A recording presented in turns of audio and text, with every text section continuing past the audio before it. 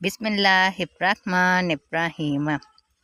रवायत है हज़रत इब्ने मसूद से फरमाते हैं, फरमाया नबी सल्लल्लाहु अलैहि वसल्लम ने कि इंसान में शैतान का भी असर है और फरिश्ते का भी।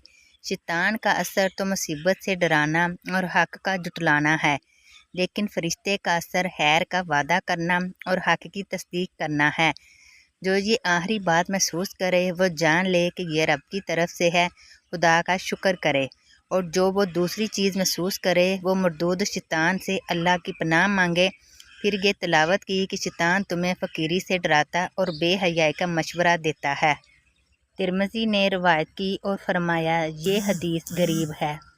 यहाँ शैतान से मुराद या तो इब्लीस है या इंसान का करीन जो हर वक्त इसके साथ रहता है, जिसका जिक्र पहले गुजर चुका। दूसरा एहतमाल ज़्यादा कवी है, इसका असर करीबन सारे इंसानों पर होता है, किसी पर कम किसी पर ज़्यादा।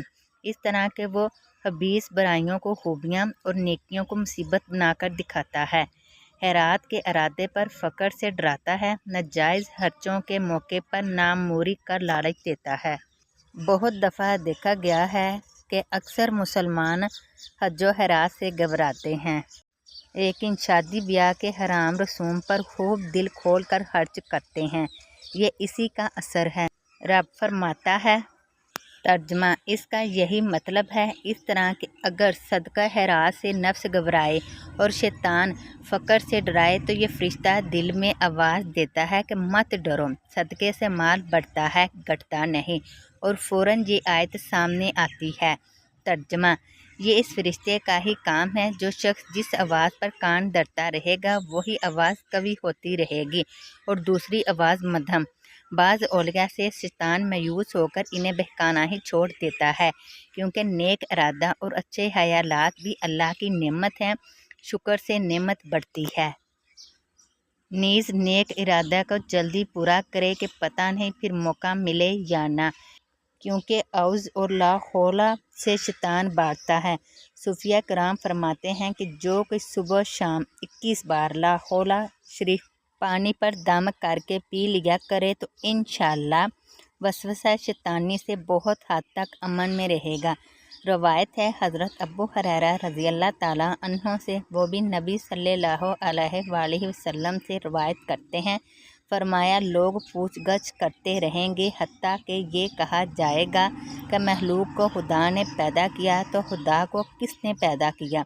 जब ये कहें तो तुम कह देना अल्लाह एक है, बेनियाज है, ना जना ना जना गया और ना कोई इसके बराबर का।